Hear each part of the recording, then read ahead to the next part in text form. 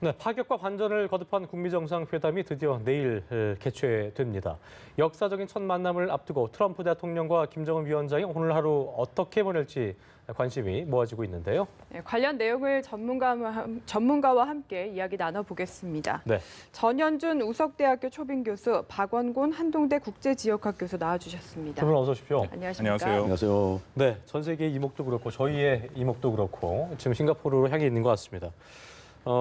트럼프 대통령과 김정은 위원장이 어제 이제 전격 싱가포르에 도착을 했는데 보통 이제 정상회담이나 국제행사 앞두고 하루 전 정도에 도착한 게 통상적인 관례라는 말이 있는데 이틀 전에 굳이 도착한 이유를 먼저 좀 짚어볼 필요가 있을 것 같습니다. 먼저 정 교수님. 예, 아마 김정은 위원장은 싱가포르 총리와 어떤 짧은 회담이긴 하지만 회담을 할 필요가 있었잖아 생각이 됩니다. 예. 왜냐하면 지금 비용 문제가 걸려 있기 때문에 싱가포르에서 전액 지금 161억 정도를 된다는 거 아니겠습니까? 그렇다면 그 명분이 좀 있어야 될 것 같은데 예. 정상회담을 한다고 하는 그런 명분을 삼아서 아마 그 비용을 대는 거 아닌가 싶습니다. 우선 김정은 위원장 입장에서는. 근데 트럼프 대통령 입장에서는 사실은 한 13시간 정도 날라왔나요?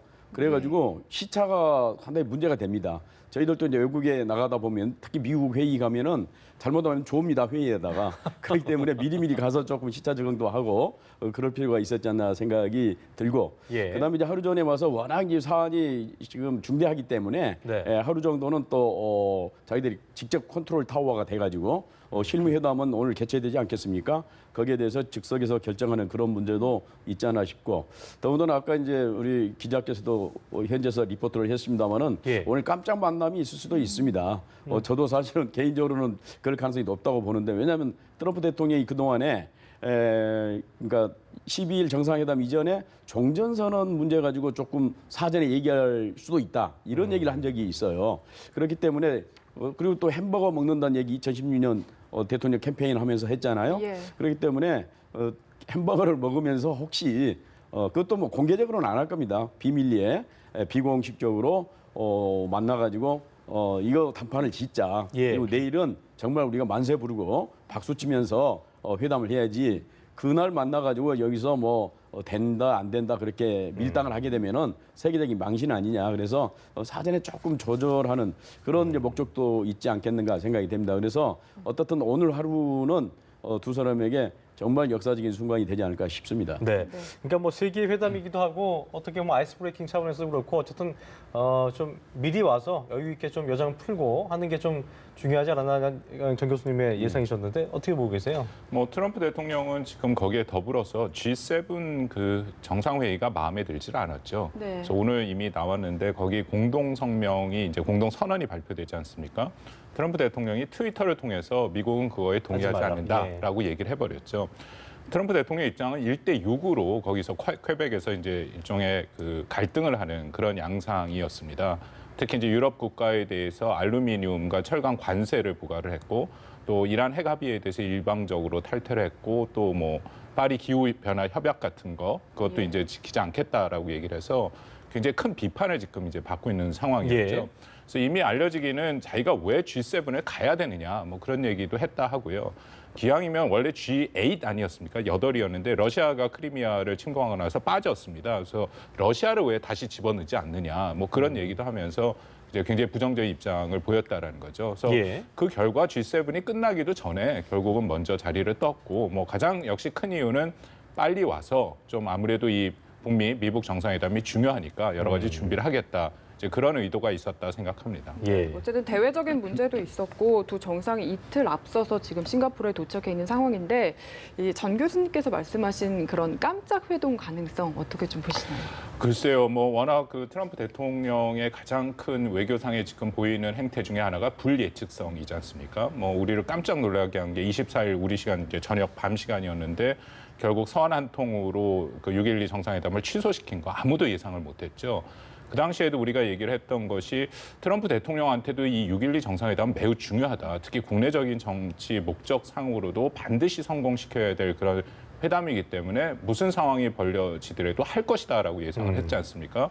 심지어는 좀 그렇습니다만 우리 정의용 실장은 99.9% 한다고까지 얘기를 했는데 네. 예. 그런 상황임에도 결국은 안 한다라고 보냈는데 뭐 결과적으로는 북한이 잘 반응을 해서 다시 열리긴 했습니다만 트럼프 대통령이 100% 확신을 갖고 안 한다고 한 것은 아니거든요. 그만큼 위험 부담을 가졌다라는 거죠.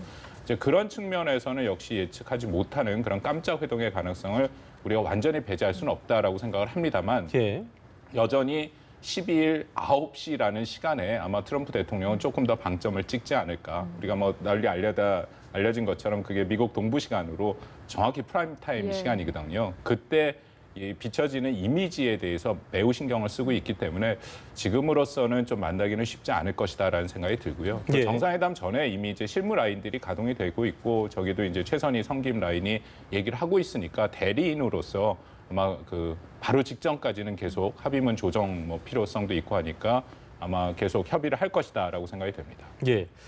트럼프 대통령과 김정은 위원장 회담 하루 전인데 일단 머릿속으로 들어가 본다면 어떤 생각이 좀 주를 이루고 있을 거라 생각하십니까? 트럼프 대통령은 어떻게 해서든 이 압박을 해가지고 1분 내에 끝내버리겠다. 예, 시작하자마자 그런 보도가 나오고 있었죠. 예. 케어 블로우를 날려가지고 케어를 시키겠다 그런 생각을 갖고 있는 것 같고 김정은 위원장은 최대한 막아내겠다. 예, 어떻게 해서든지 그 슈퍼 급이잖아요. 예, 슈퍼 헤비급과 어떻게 보면 라이트급, 팬텀급과 지금 박싱을 하는데 예. 어떤 최대한 초장에 맞지 않고 피해 다니다가 나중에 어떻게 해서든 카운터 블로우를 날려가지고 트럼프 대통령을 KO시키겠다 이런 생각이 또 있는 것 같아요. 그러나 이제 제가 볼 때는 두 사람이 얘기 만난다는 그 자체는 깨기 위해서 온 건 아닌 것 같아요. 뭔가 하기 위해서 온 거지. 네. 그 멀리 가가지고 깨면 그 무슨 망신입니까? 또 두 사람은 이 판을 깰 수가 없습니다. 예. 깨면 둘이 다 망하는 거거든요. 따라서 김정은 위원장도 깜짝스럽게 대폭 양보하지 않을까 그렇게 생각이 들어요. 지난 4월 27일 날 우리 그 남북 정상회담을 보게 되면 완전한 비핵화라고 하는 그 완전한이라고 하는 말이 들어가냐 안 들어가냐 가지고 얼마나 저희들 여기서 많이 논의를 했습니까? 근데 김정은 위원장이 막판에 완전한을 집어넣었지 않습니까? 예. 그래서 뭐 박수 받고 뭐 만세 부르고 그랬잖아요. 그래서 아마 이번에도 CVID도 아마 김정은 위원장이 결단을 내릴 것 같고 또 체제안전 보장과 관련해서도 트럼프 대통령이 사실 할 일이 별로 없습니다. 뭐 의회에서 다 막아놨기 때문에 트럼프 대통령이 어떤 행정명령이라든가 대통령 권한으로서 할 수 있는 것들은 뭐 종전선언이라든가 또는 뭐 연락사무소를 만든다든가 그다음에 뭐 테러지원국 해제라든가 그건 예. 국무부서 하는 일이니까 뭐 등등이 있기는 있는데 김정은 위원장으로서는 그 만족스러운 게 아니죠. 그 정도 가지고는. 김정은 위원장은 지금 일석이조.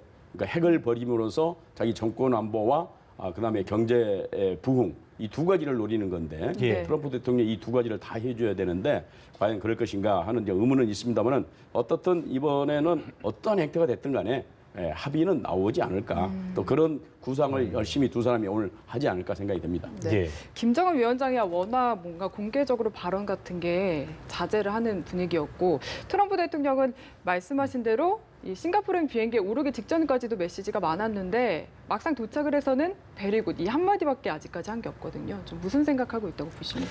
트럼프 대통령이 말씀하신 것처럼 굉장히 많은 말을 했죠. 예. 그렇기 때문에 우리가 그 말 하나하나에 다 의미를 두기 시작하면은 굉장히 어렵습니다. 여러 가지 혼란스러운 메시지를 보내고 있고요.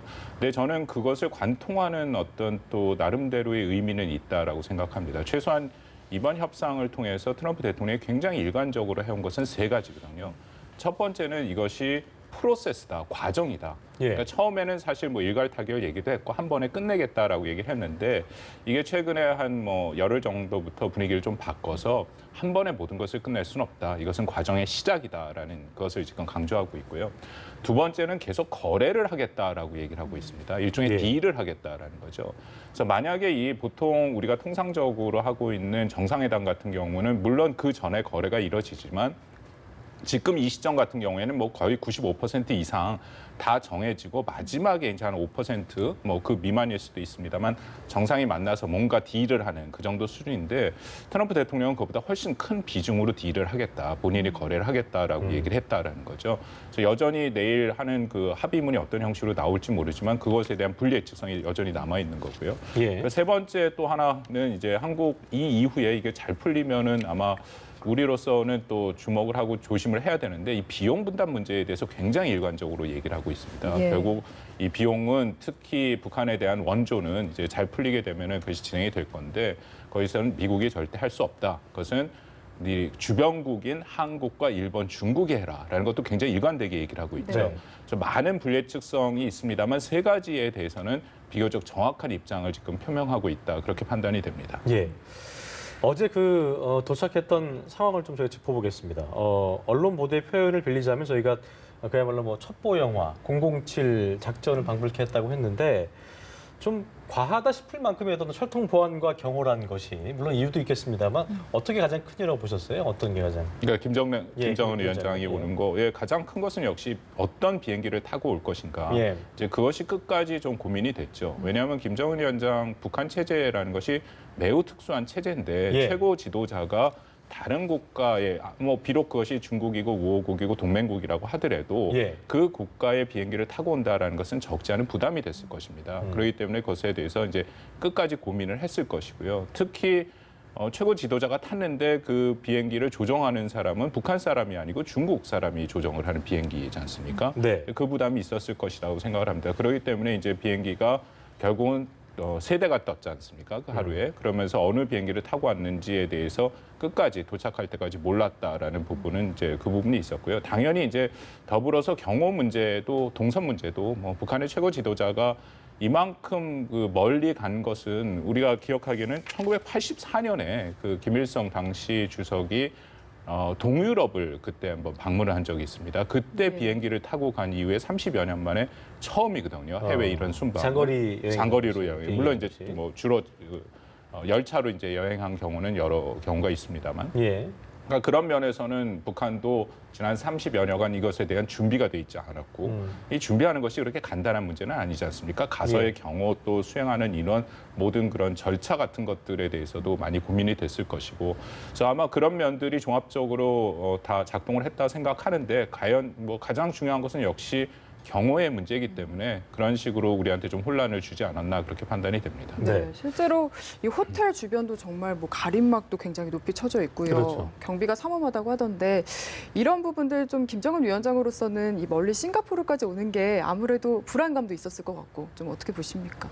그렇습니다. 이제 김정은 위원장은 계속 사실 그 레짐 체인지, 정권 교체에 대한 그 트라우마랄까요? 그런 이 뭔가 공포심이 두려움이 굉장히 좀 있다고 큽니다. 해야 될까요? 예. 이명박 정부에서도 레짐 체인지가 이제 본격적으로 사실 레짐 체인지는 그동안에 비밀리에 예. 수행되는 그런 일종의 작업이랄까 그런 것이었는데 공개적으로 우리 대통령도 당시에 레짐 체인지 얘기를 해버리고 미국은 뭐 더 말할 것도 없이 김정은 위원장을 더 처단해야 된다는 특수부대 네이비 실이라든가 델타 포스를 보내가지고 뭐 해야 한다는 베라벨 소리가 다 있었습니다. 그다음에 이제 중국도 아시다시피 사실은 김정은 위원장보다는 김정남 죽은 김정남을 훨씬 더 어떻게 보면 선호했달까요? 네. 그런 게 좀 있었습니다. 있었죠. 예. 그래서 이제 그런 거 저런 것 때문에 이제 장성택도 죽고 뭐 여러 이제 정치적 사건들이 있었는데 여전히 이제 그 신변 안전 불안이 있는 거죠. 북한 내부에서뿐만 아니라 더군다나 외부로 나감에 있어서 항공기는 한 번 사고 나면 죽습니다. 그러면 이제 북한에서 최고 존엄이 어떤 이유에서든 간에 죽는다고 하는 것은 이제 국가와 동일시하는 거거든요. 네. 국가가 망할 듯한 뭐 그러지는 않을 텐데 어떻든 국가와 동일시하고 있기 때문에 신변 안전 보장은 매우 중요한 거죠. 따라서 비행기 자체 그래서 사실은 그 자존심을 상해가면서까지 중국 비행기를 탄 거거든요. 참매 이로 대신에, 예. 타지를 않고 그런 정도로 이제 보안에 신경을 쓰는 건데 물론 싱가포르는 세계적인 수준의 치안이 잘 돼 있는 그런 나라고 뭐 구르카인가 뭐 하여튼 예, 구르카족 출신의 그 용병이죠. 특수부대까지 다 용병들도, 동원해서 예. 완벽한 경호를 한다고 하지만 0.001%라도 혹시 위해가 가해질 수 있는 그런 것까지 대비를 하지 않나 싶습니다. 974 부대의 그 12명의 용맹한 전사들이 근접 경호는 하지만 그럼에도 그렇죠. 불구하고 예. 어떤 최악의 상황을 대비하고 있지 않나 그렇게 생각이 됩니다. 관련해서 이제 하나 노동신문에서 지금 보도를 했는데 예. 에어차이나를 타는 그 모습 사진이 나왔어요. 그러니까 자기 나라 비행기를 타지 않고 중국 비행기를 타는 그런 모습을 아마 중국 인민도 북한 주민들은 처음 봤을 거예요. 어떻게 보면 굉장히 이제까지 있었던 자주라고 하는 자존, 자주 이걸 굉장히 생명용으로 삼았던 북한이 중국 비행기를 타고 간다고 하는 것은 그만큼 아마 실리주의적으로 실용주의적으로 또 변했다는 것도 하나 우리가 좀 염두에 두어야 될 것 같아요. 그래서 이번 회담도 굉장히 실리주의적으로 실용주의적으로 자존심이고 그동안 했던 뭐 경로, 의존 이런 것들은 다 팽개쳐버리지 않을까 하는 생각이 이번에 그 비행기를 타는 모습을 보고 네. 좀 연상을 했습니다. 실리주의 말씀을 하셨는데 결과적으로 또 다른 정치적인 해석이라는 것이 이제 뭐 중국이 이번 북미 회담 이후에 어떤 동북아 질서가 재편되는 과정에서 우리 거기 빠질 수 없다. 주도적으로 관여해야겠다. 이런 거를 뭐 내포한 거라고도 보는 해석도 있더라고요. 보니까요. 예, 그렇습니다. 이 모든 과정에서 중국이 뭐 표현이 좀 그렇습니다만 특급 도움이다라고 모 일간지에서 그렇게 표현을 했더라고요. 그 말이 상당히 맞는 얘기고요.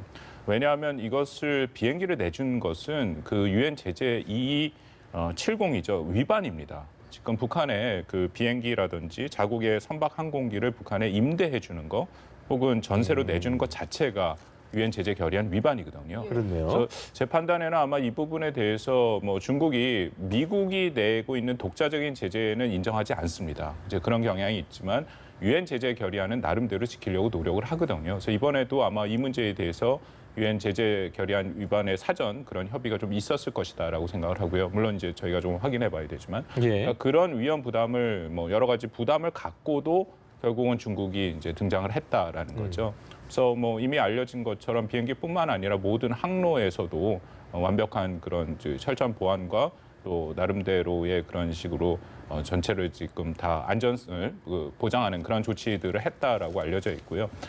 저는 또 하나 이것을 보면서 조금 뭐랄까요, 좀 재밌는 부분이 하나 보였는데 이게 지금 중국이 갖고 있는 비행기가 굉장히 여러 종류가 있지 않습니까? 예. 근데 하필이면 보잉을 보냈다라는 것도 왜냐하면 에어버스도 분명히 있거든요.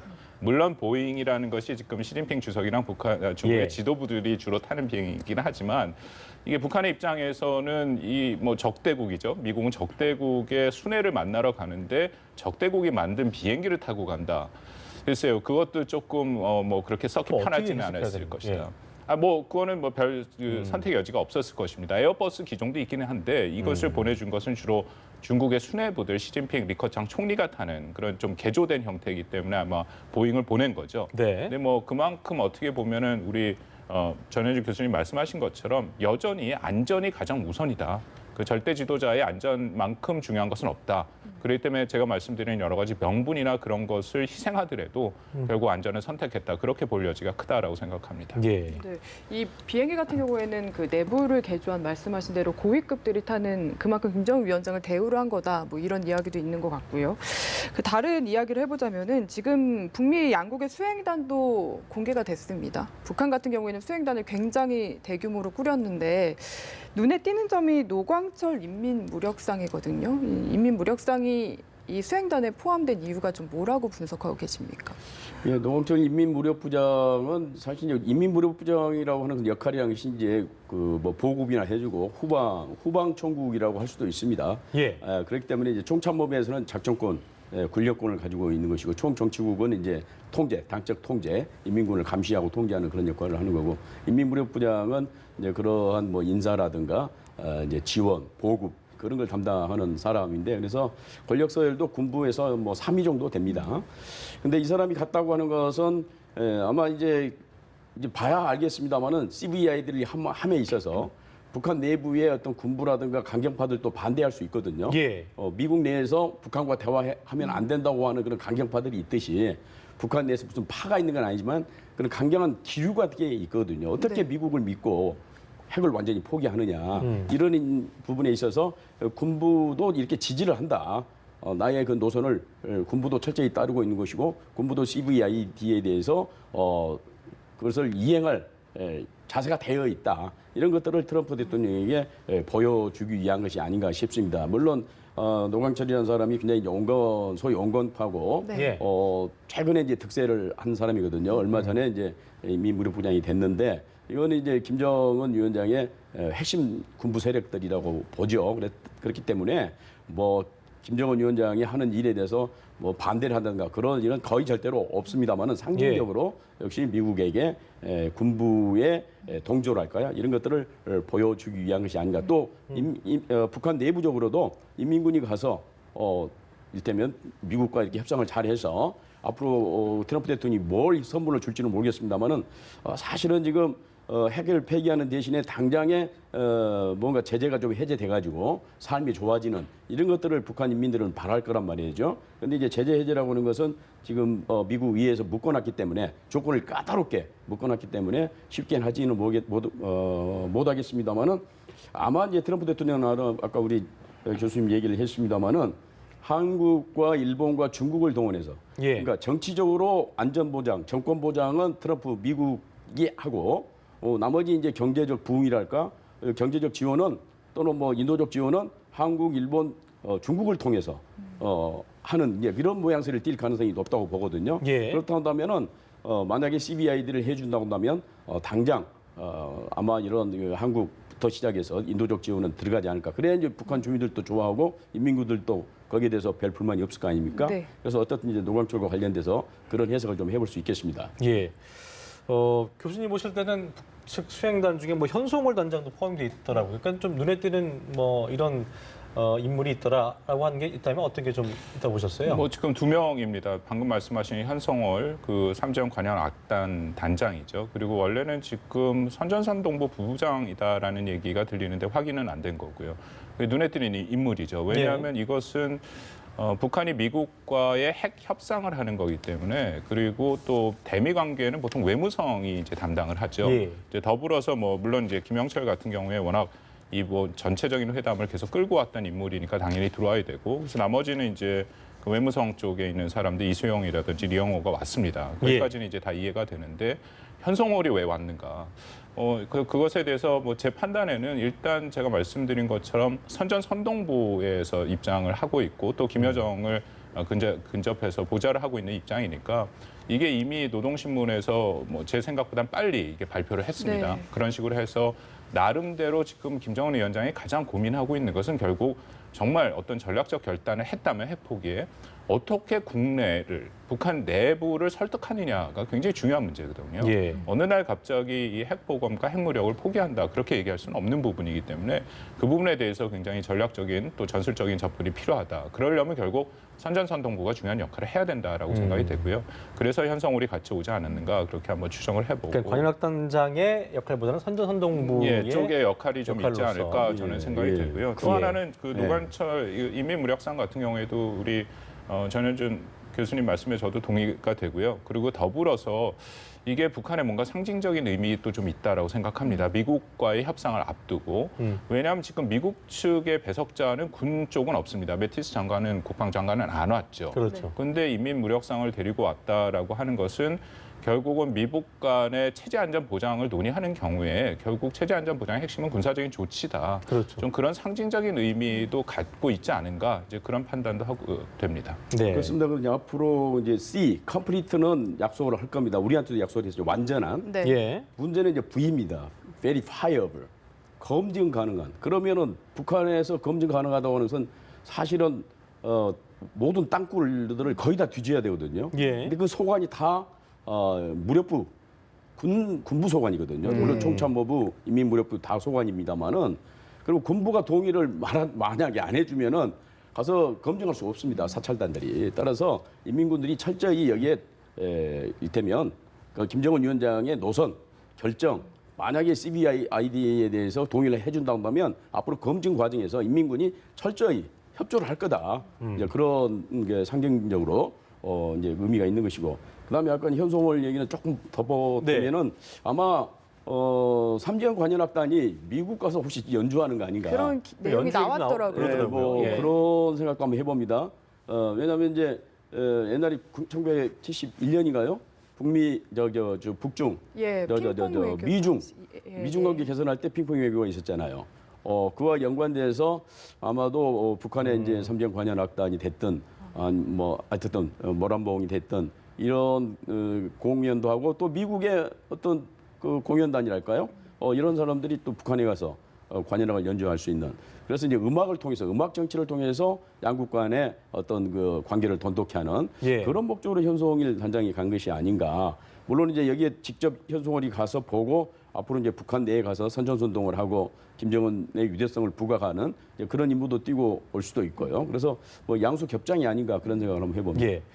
자, 미국 측 라인업도 좀 저희가 좀 짚어볼 텐데 그 확대 회담에서 누가 배석하게 될까라는 그 궁금증에서 일단 폼페이오 국무장관 같은 경우는 뭐 즉기 예상되던 부분이었는데 볼턴 보좌관 같은 경우도 뭐 배석할 수 있을 것이라는 분석도 있어서 만약에 배석이 된다면 북한 입장에서는 꽤나 좀 껄끄러운 인물이기 때문에 이 부분은 뭐 어떻게 좀 보고 계세요?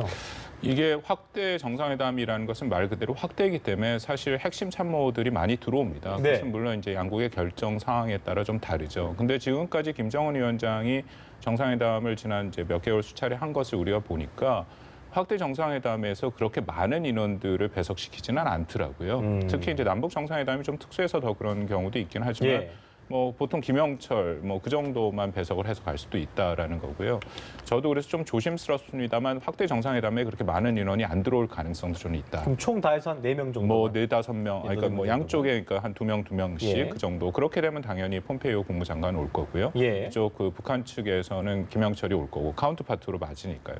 그래서 만약인데 거기서 조금 더 확대가 된다면은 당연히 폼페이오 보좌관이 들어오는 게 맞습니다. 예, 주무 볼턴 보좌관이요? 예, 네. 예. 아 볼튼이죠. 예, 네. 볼튼 국가안보 보좌관이 오는 것이 맞죠.